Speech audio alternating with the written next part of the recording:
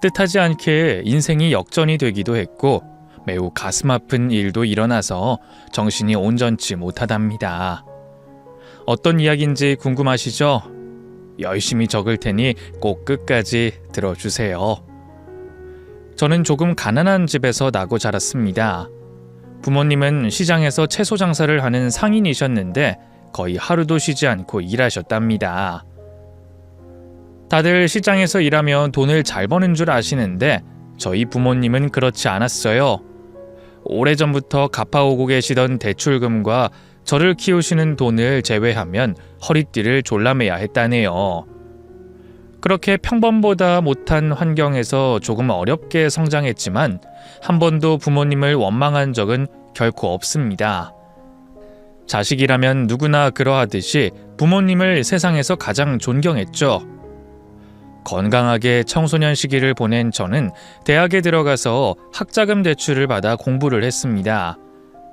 제가 공부를 좀 잘했더라면 장학금을 받으면서 다녔겠지만 중간 수준의 성적으로 장학금을 받는 건 절대적으로 불가능했습니다. 그래서 대학 4년과 군대 2년을 보내고 20대 중반이 넘어가 취직을 했는데 2년 동안은 학자금과 부모님의 빚을 갚는 데 열중했습니다. 아주 다행스럽게도 조금 큰 회사에서 저를 직원으로 써줘서 가능한 일이었죠. 사람에게 기회가 3번은 찾아온다는데 지금의 회사가 저에게 첫 번째 기회였던 것 같습니다. 그렇게 부모님의 빚과 저의 학자금까지 모두 갚아내자 두 번째 기회가 찾아왔어요. 바로 사랑이었습니다. 회사에서 점심시간에 식당에서 밥을 먹다가 제 눈에 엄청나게 아름다운 여자가 보였답니다. 세상에서 이렇게 예쁜 사람이 또 있을까 싶을 정도로 빛이 나는 미모의 여인이었죠. 저는 그 여자를 보자마자 운명의 여자라는 걸 느끼게 돼 주저하지 않고 바로 용기를 냈답니다. 그러자 그녀도 주저하지 않고 연락처를 주며 다음에 식사를 같이 하자고 하더군요. 사랑에 빠지는 시간은 3초면 충분하다더니 그 말이 틀리지 않다는 걸 뼈저리게 느꼈던 날이었죠. 저와 그녀는 연애를 시작하게 됐고 세상 어떤 연인보다 아주 뜨겁고도 새콤달콤한 사랑을 했답니다. 연애 기간이 4년이 넘어갈 때까지도 저희 커플은 단 한 번도 다투지 않았어요. 저나 그녀나 자신보다 상대방을 사랑했기 때문이었죠. 당연히 결혼을 염두에 두고 만나고 있어서 30이 넘어가며 그녀에게 청혼을 했답니다. 당연히 그녀도 저를 평생의 동반자로 생각하고 있어 제가 내민 반지를 손가락에 끼웠어요. 여기까지 들어보면 저와 아내가 천생연분이고 평생 행복하게 살 수 있을 거라고 생각하실 텐데 걸림돌이 많아서 결혼을 바로 하지 못했답니다. 예비 처가는 저희 집안과 다르게 엄청난 재력이 있는 집안이었거든요. 연매출 100억을 넘기는 IT 업계에서 알아주는 회사였습니다. 제 아내는 금수저를 넘어선 다이아몬드 수저였죠. 집에서 아주 귀하게 자란 딸을 저 같은 평범한 남자에게 시집 보낼 수 없다며 장인, 장모, 그리고 처남의 반대가 아주 심했어요. 모진 저에게 모진 소리를 하시며 반대하시는 바람에 제가 지쳐버려서 아내에게 헤어지자고 했답니다. 민서야, 우리 그만하자. 자기 부모님이 저렇게 완강하게 반대하시는데 이쯤에서 헤어지는 게 나을 것 같아. 뭐야, 내가 조금만 더 버티자고 했지. 겨우 이 정도로 지쳐서 나랑 헤어지겠다고?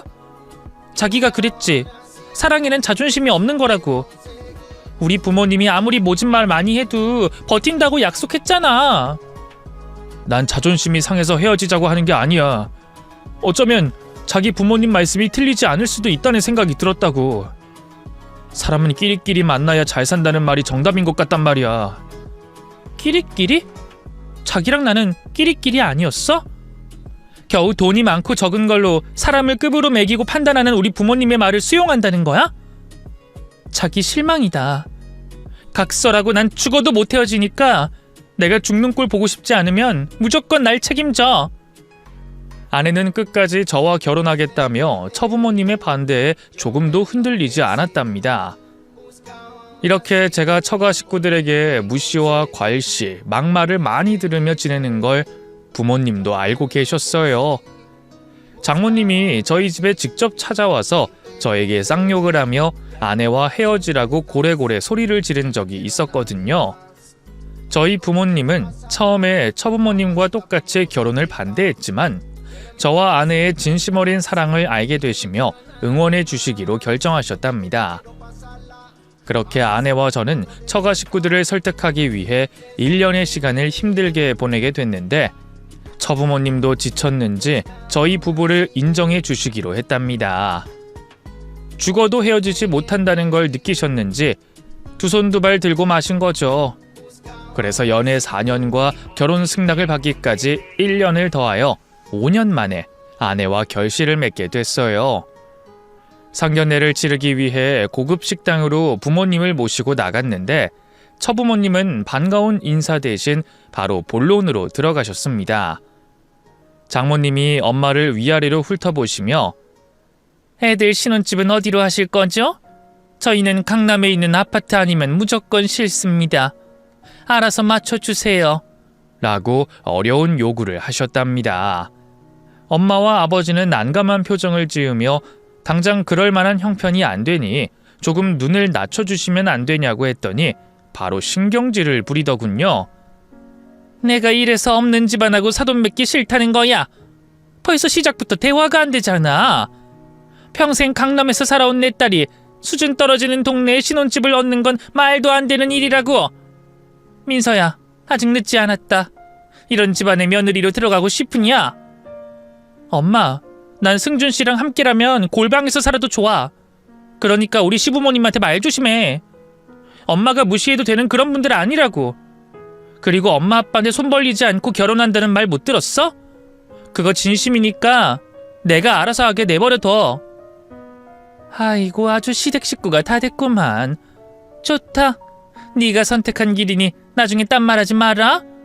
엄마 아빠는 한 푼도 지원해주지 않을 테니까 너 혼자 다 준비해서 시집가. 아내에게 고마운 마음도 있었지만 처부모님들께 죄송한 마음도 컸습니다. 귀한 딸이 부모님 뜻을 거스르고 남자한테 모든 걸 걸었으니 마음이 좋지 않았답니다. 그래도 훗날 저를 진짜 사위로 인정해 주시는 날이 올 거라 믿으며 아내와 백년가약을 맺게 됐습니다.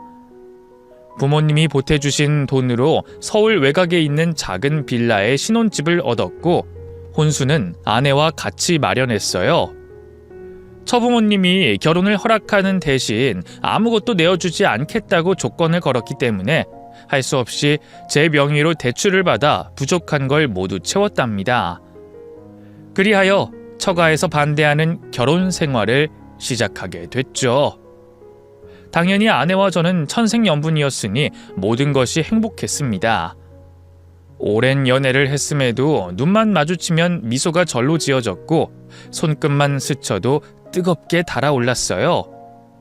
저는 다니던 중견기업에 계속 다녔고 아내는 처부모님 밑에서 일하다가 저와 결혼하며 중소기업에 들어가 격리 일을 하게 됐습니다. 처부모님은 아내에게 경제적 지원만 끊은 게 아니라 일자리도 끊어버린 거죠. 저와 결혼하는 게 얼마나 싫었으면 이렇게까지 하시나 하고 속이 새카맣게 타들어갔습니다. 그래도 아내는 차라리 부모의 그늘에서 벗어나 스스로 돈을 버는 게 훨씬 좋다면서 성취감을 가지고 열심히 일했네요. 다이아몬드 수저였던 아내가 지극히 평범한 사람으로 살아가는 걸 보며 많은 감정이 들었는데 그 중에 제일은 고마움이었어요. 저를 위해 모든 걸 내려놓고 선택한 일이었으니 더할 나위 없이 고맙고 감사했답니다. 이렇게 잘 지내는 저희 부부에게 문제점은 여전히 처식구들이었습니다. 장모님은 아무런 지원을 해주지 않고 알아서 살라고 하셨는데 허구한 날 저희 신혼집에 와서 혀를 끌끌 차며 저를 비난하셨습니다. 자네만 아니었으면 내 딸이 이런 시궁창 냄새나는 곳에서 살 일은 없었을 거야. 자네 때문에 내 딸이 고생하게 된 걸 머릿속에 새겨두란 말이야. 장모님, 저희가 이렇게 사는 게 하찮게 보이실 수 있지만 이 정도면 평범하게 잘 사는 거예요. 보통 사람들도 다 이러고 산다고요. 아이고, 자네는 예나 지금이나 주둥이 안에는 팔팔하게 살아있구만. 죄송하다 미안하다고 수백 번 사과해도 모자랄 판에 알아서 잘 살고 있으니 참견하지 말라는 건가? 아휴, 내가 이 집 올 때마다 우라통이 터져 죽을 것 같다. 장모님이 한두 번 이러는 것도 아닌데 이런 말을 들을 때마다 어떻게 반응해야 할지 해답을 알지 못했습니다. 그래서 고개를 숙이고 죄인처럼 서 있으면 아내가 대신해서 처부모님들을 상대했답니다.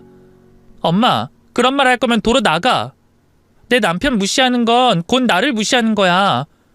우리가 행복하게 잘 사는 걸 보면서도 그렇게 트집 잡고 시비 걸고 싶어? 엄마 아빠가 사위한테 마음 열기 싫으면 이렇게 억지로 찾아오지 마. 서로 불편하니까 각자 알아서 살잔 말이야. 이 기집애가 단단히 홀렸네. 어쩌다 이런 볼품없는 놈한테 영혼까지 빠져서 이 모양 이 꼴이 된 거야. 내가 너만 생각하면 가슴이 찢어진다 이년아. 나가 엄마. 그만 돌아가. 그리고 우리 집에 오려면 나한테 허락받고 와. 또 내 남편한테 막말할 거면 아예 찾아오지도 마. 이런 식으로 아내는 장모님과 장인어른과 다퉜습니다. 그래서 처가 식구들도 아내의 당당함에 손발을 들었는지 더는 신혼집에 찾아오지 않았습니다. 거의 석 달 동안 한 번도 연락하지 않고 지냈어요. 물론 제가 살갑게 다가가길 바라는 분들이 계실 수도 있는데 제가 그렇게 행동하면 도리어 화만 돋구게 돼서 가만히 있는 게 훨씬 나았네요. 처 식구들과 5개월 가까이 얼굴을 보지 않고 지냈더니 처가 상황이 말이 안 될 정도로 심각해졌다는 소식을 들었습니다. 매년 100억 매출을 달성하던 기업이 폭삭 망하게 됐답니다. 장인어른이 사업을 해외까지 확장을 하셨는데 무리한 욕심을 내서 그랬는지 얼마 못 가서 쫄딱 망했어요. 단순히 사업체만 날아간 게 아니라 많은 빚까지 남게 되며 한순간에 가난의 늪에 빠지게 됐어요.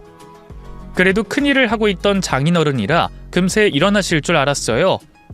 늘 큰소리 떵떵 치시는 분이니 투자자들이 다시 모일 줄 알았습니다. 하지만 모두의 예상은 빗나갔어요. 아주 크게 회사를 말아먹은 장인에게 다시 손을 내밀어주는 투자자는 한 사람도 없었습니다. 그래서 완전히 거짓골이 된 장인어른은 집까지 경매로 넘겨주게 됐고 장모님과 처남과 함께 원룸촌으로 들어가 한방에서 비좁게 살기 시작했답니다. 저와 아내는 이 모든 게 진짜인가 싶을 정도로 쉽게 믿지 못했어요. 아무리 회사가 망했어도 그 많은 재산이 먼지가 돼 날아갔다고 하니 이해할 수 없는 노릇이었죠. 이에 아내는 크게 충격받고 밥도 제대로 못 먹고 잠도 제대로 이루지 못했습니다. 우리 부모님이랑 내 동생 어쩌면 좋으려나? 모든 걸 다 잃었으니 걱정이네. 자기야, 우리가 좀 도와드릴까? 적금 들어놓은 거 깨서 전세 아파트라도 알아보는 건 어때? 됐어. 서울의 전세가 얼마나 비싼데 그런 말을 해. 당신 이럴 때 보면 말을 생각 없이 하는 것 같아. 그리고 우리 집안이 이렇게 주저앉았으면 시댁에서 도움을 줘야 하는 거 아니야? 많이는 아니어도 성의를 보여야 정성 아니냐고. 뭐? 자기야, 왜 이렇게 날이 섰어? 우리 부모님이 돈이 어딨다고 그런 소리를 해. 내가 부족한 놈인 거 알면서 꼭 그렇게 말해야겠어? 알았어. 그만하자. 마누라가 속이 상해서 하는 말을 아니 꼽게 들어주는 남편이랑은 말하기 싫어. 오늘은 나 혼자 자고 싶으니까 당신이 거실에 가서 자. 아내는 처가가 망한 뒤로 심리 상태가 많이 뒤틀려 있었습니다. 평생 화를 내는 걸 본 적이 없던 사람이 걸핏하면 저를 보고 한숨을 내쉬면서 한탄을 했답니다. 자기 정도 되는 여자가 왜 저 같은 부족한 남자랑 결혼을 한지 모르겠다며 상처가 되는 말까지 하면서 말이죠. 그래도 전 아내가 진심으로 하는 말이 아니라고 여기며 다시 멘탈을 잡을 때까지 조용히 기다리기로 했어요. 처가의 안타까운 소식에 찬바람이 쌩쌩 부는 아내를 피해서 오랜만에 본가에 홀로 찾아갔습니다. 엄마가 차려준 집밥도 먹고 싶었고 부모님의 건강이 어떤지 안부를 확인할 겸 해서 찾아뵀습니다. 부모님은 건강하신 건 물론이고 무슨 좋은 일이 있었는지 매우 밝은 표정으로 저를 맞아주셨어요. 처가가 망해서 좋으신 건 아니겠지 하는 마음으로 무슨 일이 있는 거냐고 여쭙습니다. 엄마, 아버지, 무슨 좋은 일이길래 그렇게 웃으세요? 같이 좀 알고 웃어요. 네? 그러자 엄마가 박수까지 치면서 뭔가를 가지고 나오셨습니다. 승준아, 네 외할아버지가 엄마한테 남겨준 땅이 있는 건 알고 있지? 아, 그거요? 그 엄마가 똥땅이라고 말씀하신 적 있잖아요. 가격도 똥값인데 팔리지 않아서 걱정이라고요. 아이고, 그 기억하는구나. 그 어쨌든 승준아, 그 똥땅이 대박이 났다. 그 지역이 재개발 결정이 나면서 엄마 땅이 수천 배로 값이 올랐어. 지금 땅을 사겠다는 사람들이 줄을 섰어. 서로 돈 더 주겠다면서 말이야. 아, 그래요? 잘 됐네요. 엄마, 아버지 그동안 고생 많이 하셨는데 그 땅 팔아서 노후 자금으로 쓰시면 좋겠네요. 아휴, 아들인 제가 효도 못해서 죄송한 마음이었는데 좋은 일 생겨서 다행이에요. 부모님은 이런 상황에서도 말을 곱게 한다며 저를 칭찬하셨습니다. 그리고 땅값이 얼마나 올랐는지 자세히 말씀해 주시더군요. 아들아, 그 땅이 평당 200원인 똥땅이었는데 지금은 평당 100만 원씩 한다더라. 엄마가 물려받은 땅이 3,000평이니까 얼마겠니? 그럼 30억이요? 그렇게나 많이 올랐다고요? 그렇다니까. 요즘 로또도 10억 조금 넘는다는데 엄마는 로또를 2-3번 맞은 거라고. 와, 대박. 엄마, 아버지 축하드려요. 진짜 잘 됐어요. 고맙다, 승준아. 그런데 땅은 당장 팔지 않을 거야. 여기에 건물도 올리고 더 크게 불릴 거라고. 부모님은 이미 더 큰 그림을 그려놓으셨더라고요. 그리고 나중에 재산을 저에게 물려주겠다는 말씀을 해주셨습니다. 이에 저는 손사래를 치며 부모님 재산을 탐내기 싫으니 실컷 쓰시면서 사셨으면 좋겠다고 대답해 드렸어요. 어찌됐든 당장은 기다리는 게 급선무니 나중에 다시 말하자고 하더군요. 그리고 아내와 처가에 이 소식을 전하지 말라는 부탁을 덧붙이셨답니다. 그래서 집으로 돌아가 차가운 아내에게 내색하지 않고 평소대로 행동하고 말했습니다. 아내는 저와 결혼한 걸 후회한다는 말을 참 많이 했어요. 망해버린 처가를 살려준 남자를 만났어야 한다며 한숨을 연거푸 쉬었네요. 내가 생각이 짧았지. 가난한 남자와 결혼해도 사랑만 있으면 다 좋을 줄 알았는데 그게 아니었어. 이럴 때 돈 많은 남편이 있었더라면 우리 식구들이 원룸에서 지낼 일은 없었을 텐데. 내가 내 발등을 찍은 거지. 자기야, 그만해. 속이 상하는 건 이해하겠는데 왜 아무 죄 없는 나를 비난하는 거야? 당신 요즘 나한테 너무 심하다는 생각 안 들어? 장인어른 회사가 나 때문에 망한 게 아니잖아. 그만 좀 해.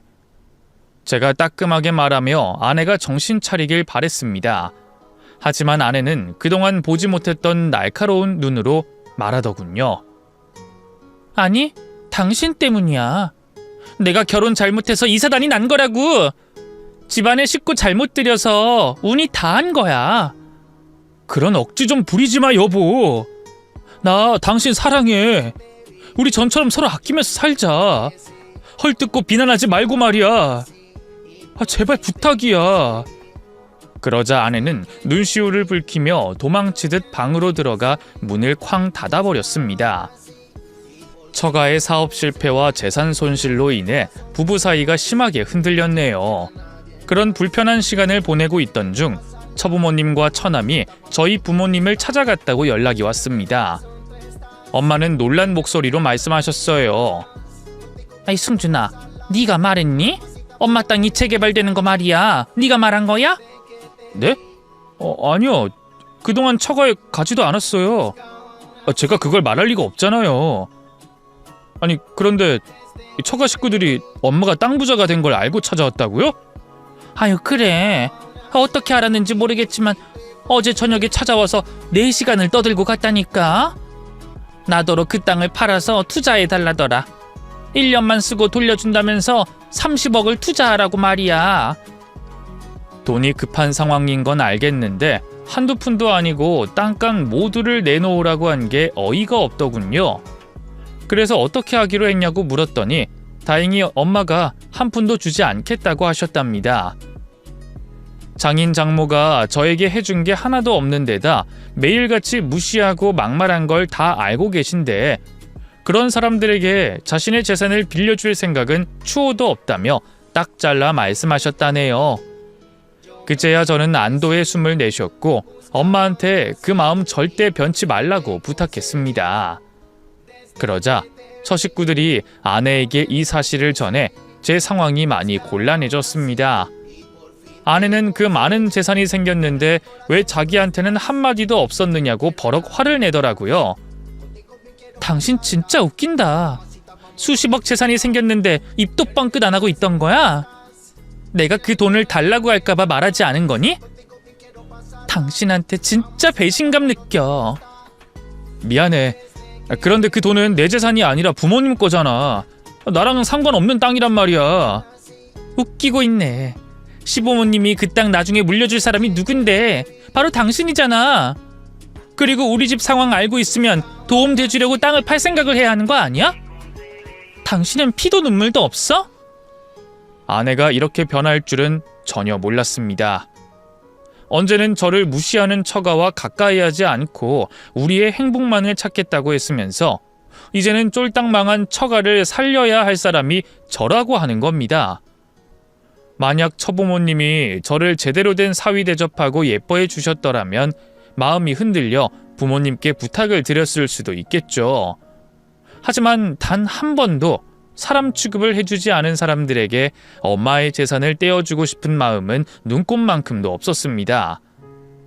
그래서 아내에게 저희 부모님 재산을 탐내지도 말라고 경고했어요. 당신 부모님하고 처남이 날 한 번이라도 사위 취급, 아니 사람 취급한 적 있어? 만약 한 번이라도 제대로 된 따뜻한 말 해줬더라면 나도 가만히 있지 않았을 거야. 엄마한테 무릎 꿇고 돈 빌려달라고 빌었을 거라고. 그런데 너희 부모님이 어떤 사람인지 아는데 내가 왜 처가를 살려야 하는데? 너 말 다 했어? 이 나쁜 자식아. 너 하나 믿고 다 버리고 온 나한테 이따위로 말할 수가 있는 거냐고.